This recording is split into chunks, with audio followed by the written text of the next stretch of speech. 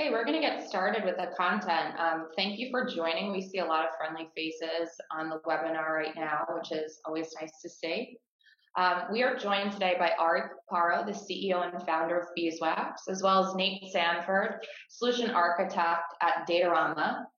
Today's topic will be owning your programmatic data strategy. The webinar will be recorded and sent out to all registrants within 48 hours.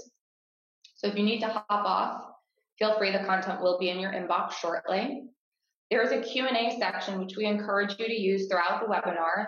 The Q&A portion of the webinar will be at the end, where both Nate and Ari will address the questions that come through.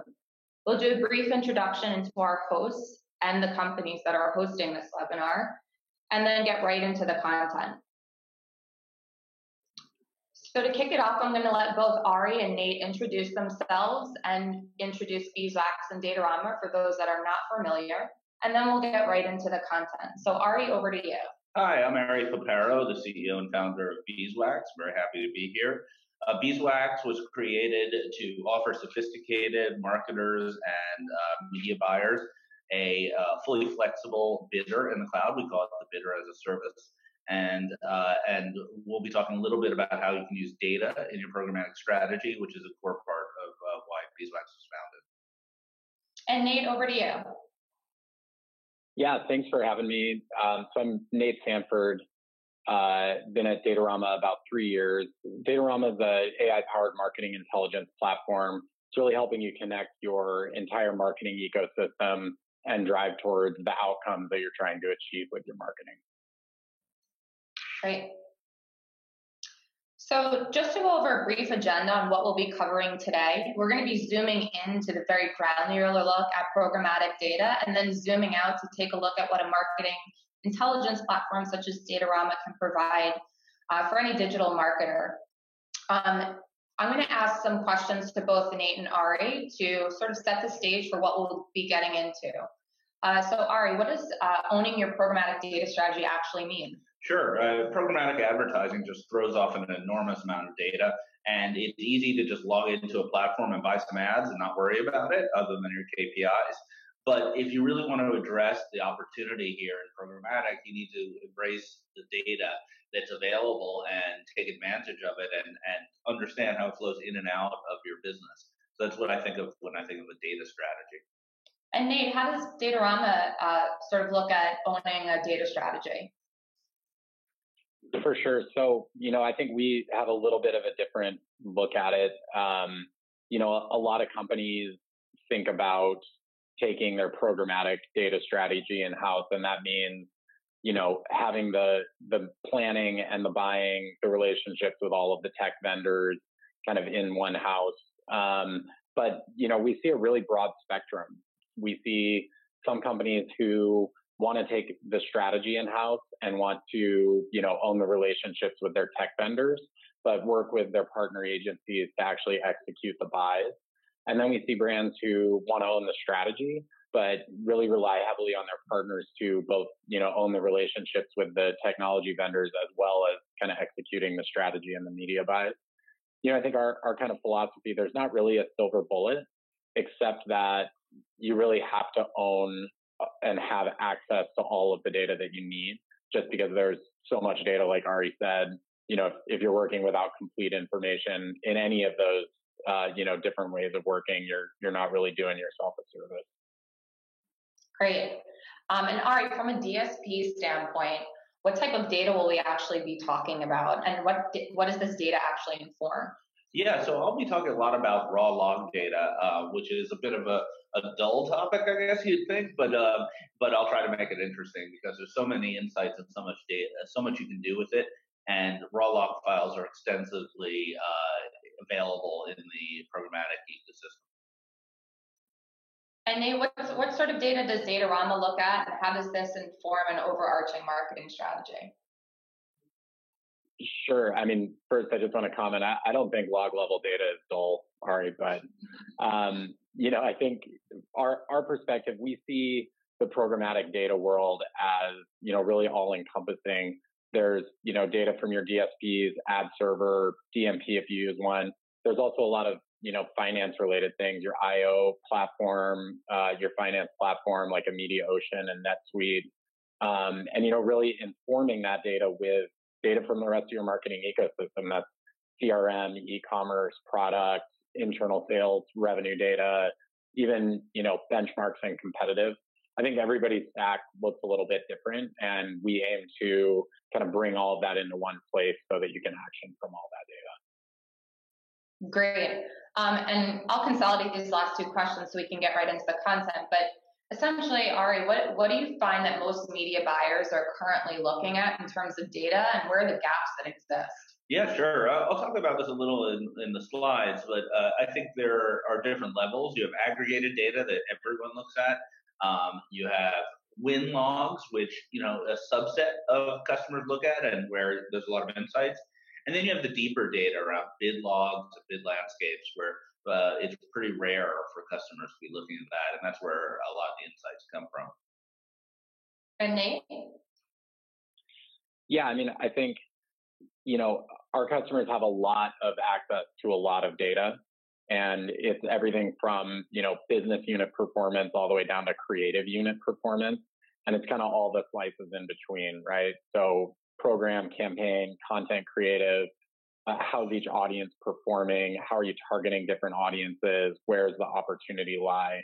So, I think the data spectrum that can be a part of your programmatic strategy is really comprehensive. Wonderful. So thanks for setting the stage, both Ari and Nate. And Ari, I'll let you get right into your content. Great. When you think about the data that's available in programmatic, there's a lot of it, but sometimes it's not so easy to get. So in terms of transparency, different DSPs have different policies and different products available in terms of data sets available, and that can cause issues, especially if you're using more than one DSP.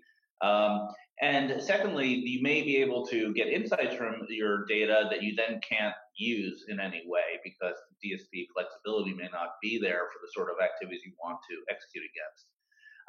And this then flows into kind of the flexibility of how to use the data, where especially if you're looking for insights that will lend themselves to optimization, you need to be able to optimize at a field or a user level. And I'll talk a little bit about this as well, because if all you can do is set a KPI and let the system work it out for itself, then these insights aren't actually useful. You're not learning anything here.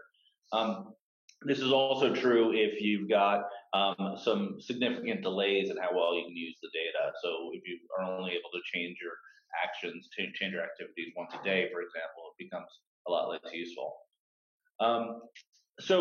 When I talk about limited access to data, I want to kind of go through this inverted pyramid of the types and volumes of data that's available out there.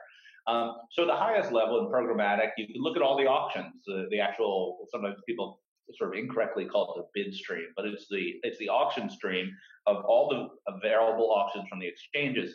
And this data is the most difficult to work with because it's the highest volume, and it's also hard to get. Very few, if any, DSPs will give you this raw data, and so it's often the purview of the DSP themselves or folks who operate a bidder to be able to get this data. But it has a lot of insights, and I'll show that on a further slide. Next level down is bids. What are you actually bidding on, and when are you winning? That's a lot more useful, but also rarely available from most platforms. And this will allow you to make meaningful changes in your bidding strategies and in your pricing to reflect where the pockets of inventory you may want to win are. Going down a bit, so wins. Wins is the most commonly available type of raw data. Most platforms will provide this in the programmatic world. If you're looking at the walled gardens, you're not going to get this, but in programmatic, many DSPs will provide this. And this is kind of your lowest common denominator for logs, and where many companies decide to invest their first efforts around getting insights. And finally, losses. So loss data is only available from some exchanges and can help with your bidding strategies, but it's rare that any customer direct gets to see that data. So to repeat kind of some of these concepts, what can you use the data for? Well, auctions give you insights about bid strategies. You learn what's available that you may not be buying. Bids let you tell you whether you're bidding correctly on the things you want. So if you know users or sites are working for you, getting that bid data will tell you how often you're winning, why you're not winning in some cases, or where you might want to bid differently. Wins gives you great information about what you've paid for, but doesn't tell you very much about what you should be buying. And that's a misconception in many cases, where people spend a good deal of time on the win data, but then they draw inferences from it, which may not be accurate because they don't include anything that was not won. I'll skip losses for now. So I want to give a practical example that I've seen in my career around how to use auction data. So imagine you're a online gaming company that has a list of high value users that you're willing to bid, a high dollar amount, say $25 for a video ad. And you're winning auctions on a given app, and it's working. What you may not know is that you win that auction at a high price, but then because you have that user frequency capped, you don't participate in any other auctions for that user on that app. And what's happening is that app has high session depth. So basically, many of you have seen this in your personal lives. You play a game on your phone, and as you go through levels, you keep seeing video ads between every level. So a single user, many ads available in a single session. But because you bid high and had a frequency cap, you missed the opportunity to buy that same user at much lower prices as each frequency cap from each advertiser became satisfied, and there are fewer and fewer bidders. Well, there's no way to know this from win logs or from aggregated data. There's no way you'd be able to know that this user was available at lower prices. But a quick look at the auction logs would allow you to pretty easily figure out what the average session depth is for a given app or a given website, and to experiment with bidding lower with a bid modifier on those areas at very high average or median session depths, to try to kind of snipe those lower priced impressions for your high value user. So this generally brings up the concept of a local optima. So if you look on the left, you may climb this mountain and think, wow, I'm doing great. I have my KPIs are hitting my goals, and I'm ROI positive with my media spend. And in the example I just gave, your win logs are telling you this. But what you don't know is that there are other optima, and that you could be climbing way higher on that mountain. But you don't have the data to see that, because all you see is what the path you've actually taken. So another analysis I did, I kind of whipped this up using bid logs and some win logs based on just an unscientific sample. I wanted to get some insights about auction mechanics. So I pulled the auction type, meaning first price or second price auction, and then the difference between the bid price and the win price, basically what's the bid reduction. And you can see in the chart on the left, the actual exchanges are blanked out because I didn't want to make any enemies on this quick webinar. And then the columns mean -1 means unknown auction type. So that's an insight I've got already. There are some exchanges that don't know what type of auction they're running. So that's kind of an interesting question to ask in your next QBR. The second thing I noticed is that auction type 1, meaning first price auction, well, that should be 0, the difference between the bid and the win price. And it's low, that's good, but it's not 0. We have a couple of exchanges where it's 3.5%, 3.4%. I'm very questioning what that means. I'd like to understand from the perspective of transparency what's going on there. And then the third column, the 2 column, is really the second price auction. And I think the question there is, why is this varying so much? You have a range from 3% up to 43%. And I'm not saying anything bad's happening here, but it opens questions that you just won't get from your aggregated reporting that you should be able to bring to your partners and understand what's happening. So the general principle, and this is another example, anonymized, is de-averaging. So if you look at the right column, the right graph, this is effectively how you might see reporting in aggregate, where you have two offers and two lists, and they perform differently, and you see those results and try to evaluate the ROI. But that's an average. Every user is different. Putting them in two lists is arbitrary. One's high value users, one's low value users. It's not clear that's really telling you anything. If you look at the graph on the left, that might be the reality of your predictive score of the users in those lists, and they may react very differently to those offers. And when you de-average and you could take that scoring and feed it directly into your bidding system, you should be able to produce much greater results and kind of move the efficient frontier of your bidding behavior well out into the right. So my general principle is that all this analysis, all this AI, machine learning, and stuff, et cetera, is great. But in my experience and experience of most of my customers I've worked with, there's human intuition needs to take the part here. So if you're taking raw log files and analyzing them, you can look for patterns, and then you have to make sense of those patterns and feed them back into your bidding systems. So, for example, in that first price versus second price auction analysis I showed earlier, you don't want to just feed that back naively into your bidding system. You want to look at it. You want to see if maybe there are errors, or some of the exchanges are classifying things differently, or what the actual impact of that would be if you executed it.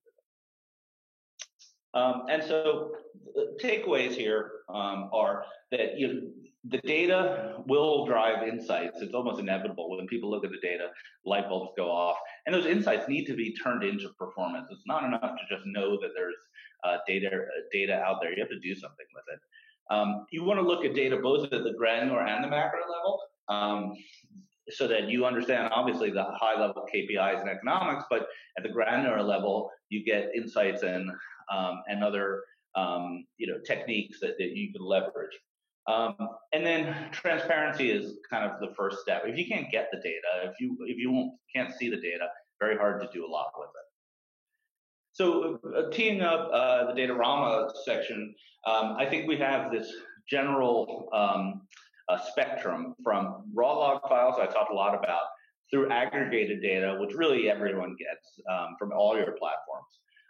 But then the cross-channel consolidated data, and that's really where it's hard to do on your own, and bringing together data from all these different sources is very difficult and is really valuable. And finally, bringing it home and making that into intelligence that you can use to produce better results. Awesome. So I'm going to share the controls now with Nate. And Nate, you're all teed up to go. Cool. Thanks. And Ari, again, I feel like every time I listen to you speak, I'm learning something. So thank you for the detailed content there. So I'm going to take a little bit of a different path here. If I can control the slide. So I'm going to start off with some challenges that most of our customers are facing when we start talking to them. So the first challenge is really transparency and the wasted money that a lack of transparency leads to. Specific to programmatic, there's just so much complexity, and there's a lot of places that our customers find a lot of waste hidden below the waterline.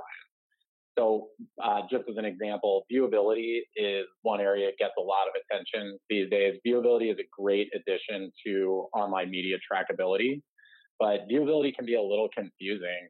It's pretty easy to say, hey, a non-viewable impression is wasted money, but our customers find the reality is a lot more complex than that.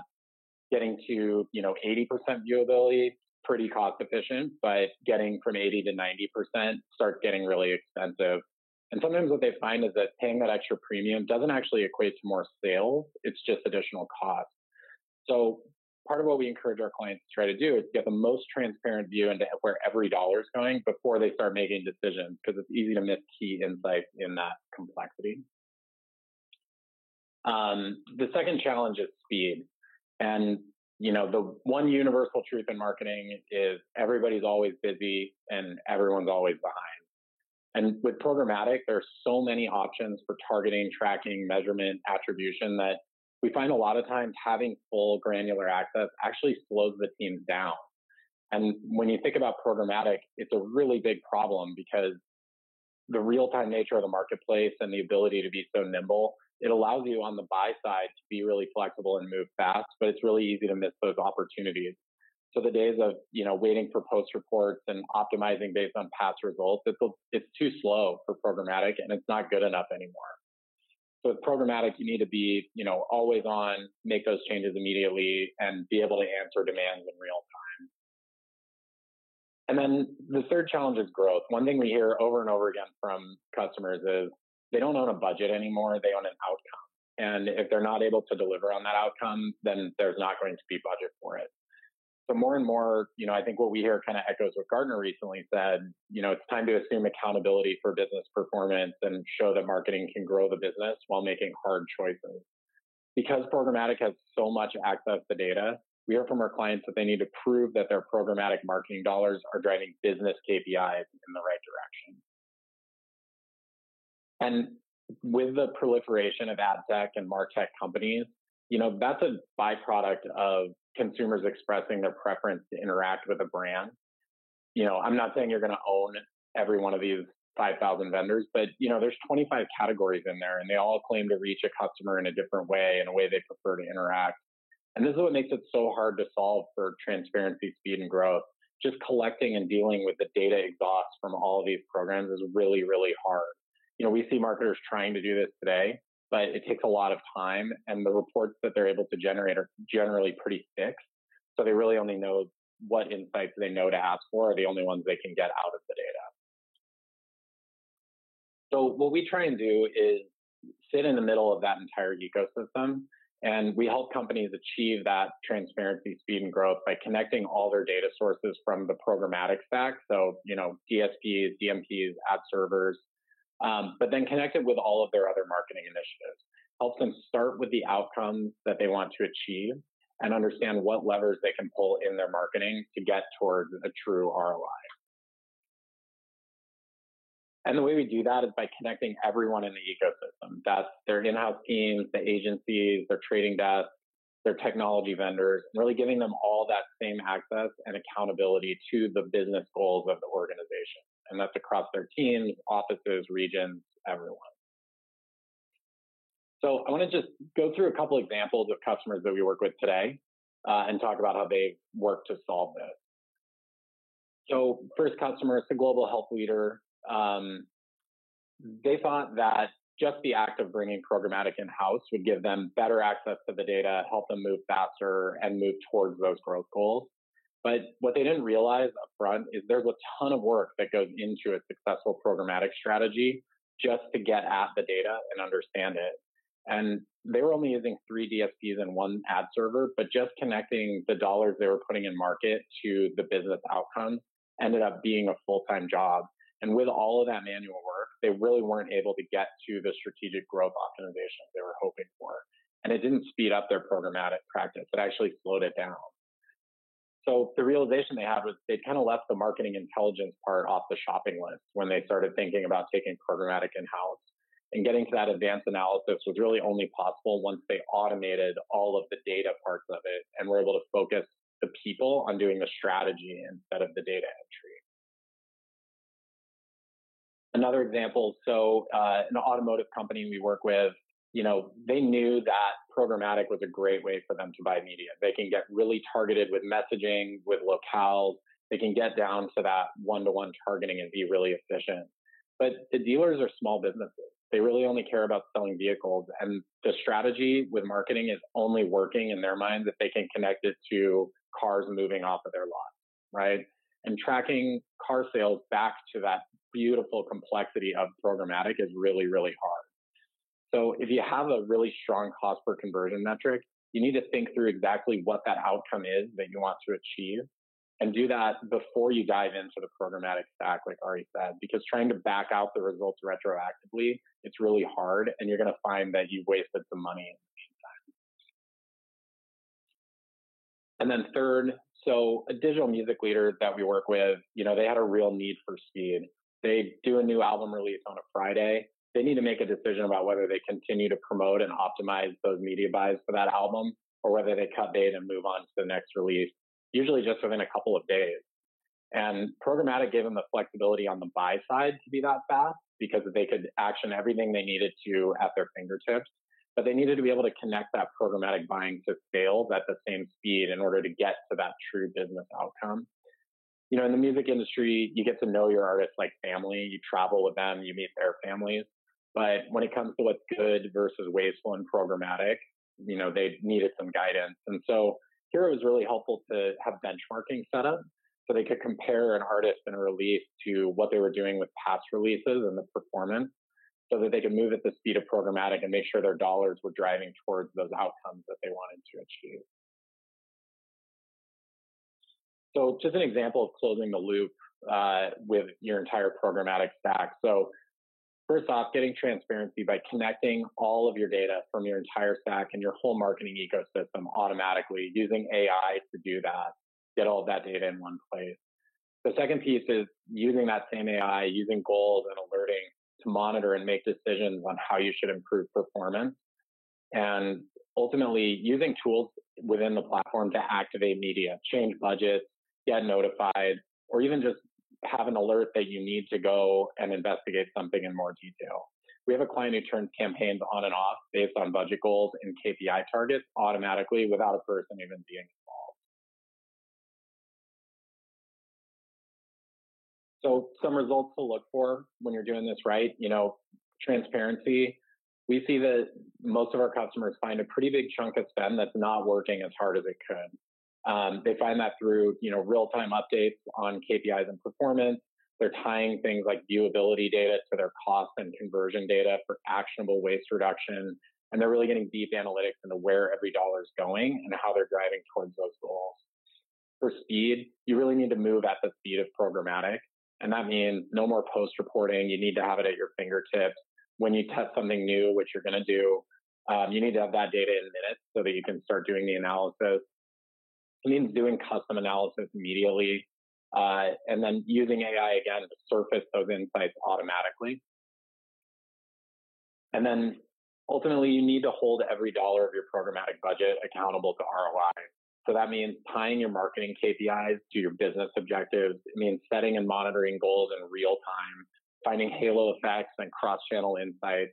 And again, using AI to get optimization paths that are based on your business objectives, not just marketing KPIs. So some good questions to ask, partners as you're looking into this space. I think first is, what level of marketing expertise do they have to solve transparency, speed, and growth challenges? Do they understand those challenges and have they solved them before? Second is, what do you automate and how do you do it? I think to Ari's point about automating the right stuff, leveraging AI, machine learning to do the heavy lifting, to do the low value activities, and allow humans to focus on the strategy and the buying and looking at the bigger picture. And then, is it end to end? Are you going to be able to integrate all of your data, harmonize, analyze, visualize it, and then send it back out to execution systems to be actioned on? Or are you going to have to buy multiple pieces of technology to get that entire cross-section? So great. Thank you so much, Nate. So just to sum this up, we're talking about closing the loop on intelligence. So like I said a bit earlier, we've got this range of data from raw to consolidated through data intelligence. And then you have to use it. And that's what data intelligence is a big part of. And you have to be able to take these insights, put them into your programmatic platform. It may be less possible to do that in some of the walled gardens or other platforms, but programmatic, you should be able to. You should demand that you can use user-level scoring for targeting and changing the bids based on the user values. You should demand that you can take the insights about the fields available and their effect on bids and use a bid modification type technology or bring your own algorithm technology. Those are kind of table stakes to get to this level of data. And ultimately, that continuous loop should drive success. Great. So we're at the Q&A portion. We have some questions coming in. I encourage anybody in the audience to ask questions at this point. We do have a few that I'd like to address first. We get to it. Great question, Adam. And I'll ask this to Ari as it tees him up really nicely, and also pass it along to Nate, because I know, Nate, you have an opinion on this as well. What is the biggest driver for a CMO to move programmatic in-house? And second to that, are there certain stages or factors of a company's growth or its paid media strategies that most contribute to their burning need to bring programmatic in-house? Yes, the billion-dollar question. So why in-house? What's wrong with just doing it the old way? I think there's two things. One is the effectiveness, the ROI, and the other is the need to integrate. So on ROI, the latest estimates for the programmatic is a $30 billion market. That's really big. And unlike, say, TV, that 30 billion is growing very quickly and has a lot of fluff in it. There's a lot of potential waste, a lot of potential opportunities to make it better. So sitting on your laurels and hoping it gets better, it seems like a big missed opportunity. Second related question is, how do you make it better? How do you get more ROI out of it? And that has a lot to do with these kind of techniques we're talking about in this presentation around using data, analyzing it, integrating other insights from the rest of your organization. And frankly, the marketers should be better at that than someone at arm's length.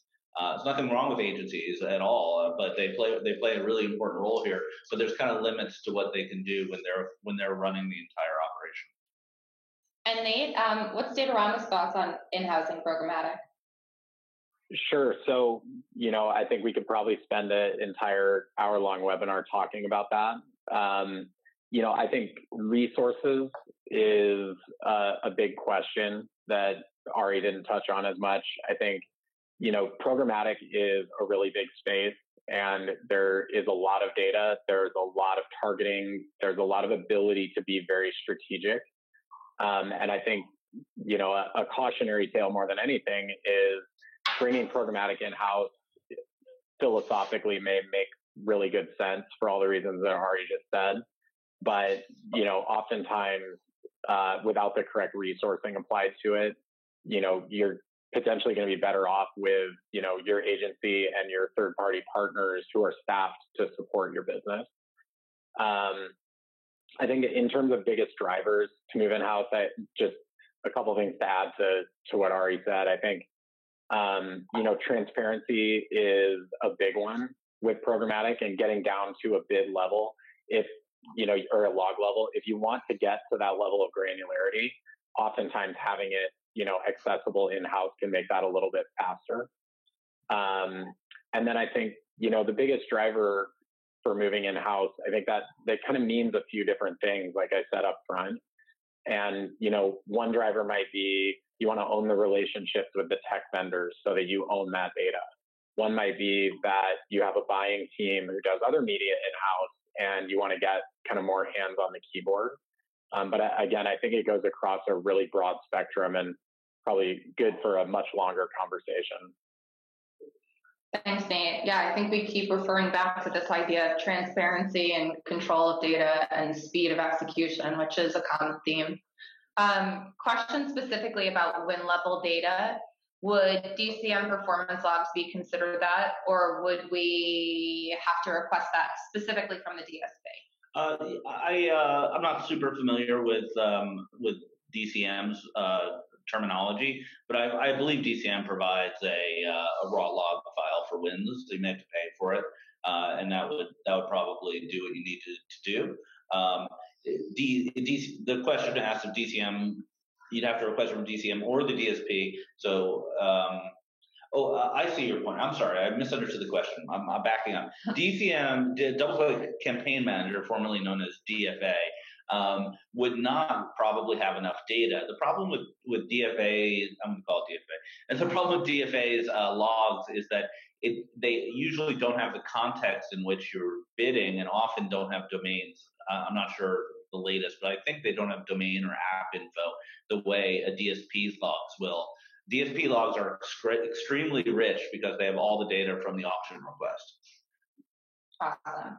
And I think, Emily, you have a great question here, and I'm going to ask it to both Ari and Nate, because I think there'll be two different opinions here, one from a DSP perspective and one from a marketing intelligence platform perspective. But Emily asks, how do you consolidate data when your sources don't agree with each other? How do you validate sources from DSPs providing data to one or more attribution or viewability partners? Who do you trust? That's a tough one. Well, I think you're asking the question as a first start. If you have disagreements about basic facts between your two partners, well, the odds are their aggregated data is not going to be correct either. So working those out, even though it's hard work and can be painful, and you have those conference calls where everyone points their fingers, it's important work, and it will help you choose vendors more wisely, as well as get the kinks out where there may be some hidden error in the integration that you're not aware of. And Nate, same question posed to you.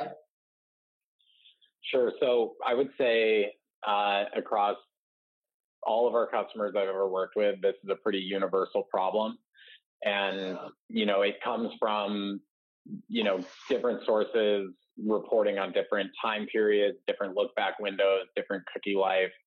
And I think, the short answer to that, I would say, is you should be collecting data from all of those sources and regularly looking at how they don't match up and having those conversations, like Ari said, about why they don't match up. I mean, the example, if you're working with two different viewability partners, they could report different viewability metrics for a single media buy.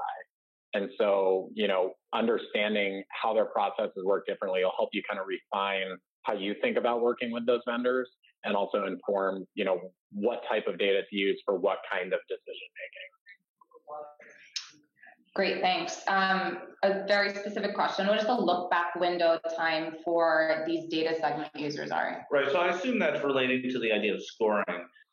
So it's up to you, and that's actually part of the benefit to having user level scoring is that you're not tied to, like I said earlier, like a high value segment with a 30-day TTL and a low value segment with 30-day TTL. There's so much stuff going on there. If someone was putting a segment yesterday, a recency, they're so much more valuable than someone putting a segment 30 days ago. So the idea of look back window sort of goes out the window as soon as you start user scoring. Great. And a question for both Ari and Nate. If someone is using 4 DSPs and has no marketing intelligence platform, is really looking to double down on making programmatic ROI positive, what would you suggest is their first step? Why don't you take that, Nate? Sure. So 4 DSPs and an ad server, what's the first step to making it more effective? To making, using a marketing intelligence platform successful. Sure. So I think the first thing, that's 5 vendors. There's probably a lot of time that's going to be spent just manually getting at that data right now. And, I think the first thing to think about is you have to free up that time so that your team can think strategically about it. And so that's, let's automate all of the data coming together. Let's automate all the harmonization so that all of a sudden you're in a place where you have time to actually spend being strategic. I think the second thing is really tying it to a business outcome, right? So understanding what the business outcome that you need to drive with marketing is, how you're going to measure that with marketing, and then from there backing into what types of optimizations you can do that will affect change towards those goals. So I'd say those would be the kind of first 2 steps. Great. And we'll get to one more question here that I think is a pretty fun one to leave the audience with. Speaking specifically about data, what are some of the data sources that you've seen clients use that have had impact on their programmatic campaigns that they can append to any of the campaigns that they're running? Yeah, so this is always a fun question. I mean, there's so many interesting approaches to data. The classic one that everyone talks about is weather. Because weather has a big impact on human behavior, and if you want to drive someone to a car dealership, maybe you don't want to do it when it's rainy, or maybe you do want to do it when it's rainy because there's nothing else to do. It's unclear. Should test it. But also anything location based, depending any data on latitude, longitude, and insights around that is obviously going to have a big effect on certain categories like retail. Great. And Nate? Yeah, for sure. So we also see weather come up a lot. We work with a quick serve restaurant that wants to understand, what drives people during different weather patterns to go to their locations. There's a lot of interesting ones. I think, economic data, unemployment data, just that data that's normally outside of your control. I think one that has come up recently, which is pretty cool, is e-commerce inventory. So looking at, what your programmatic strategy is by a product, but then being able to layer in stock and what you have out of stock so that you can start more effectively bidding based on products you can actually sell today. So that's, I think, some good examples. Product inventory data, bringing in data from the rest of your marketing. So looking at when you're running other media channels, what the impact is on programmatic, looking at things like branded keyword search as an indicator of a potential sort of secondary response to programmatic ads that you have in market. Those are the ones that we kind of commonly see. Great.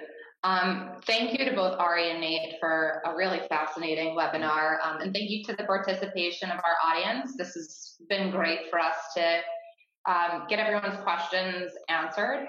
We will be following up with any additional questions that have come in on a one-off basis. If you do feel the need to reach out to either Ari or Nate, their emails are on the screen right now. You can reach out to them directly with additional questions. And again, the webinar will be on demand within 48 hours in your inbox. So thank you all. Yep, thank you. Thanks, everybody.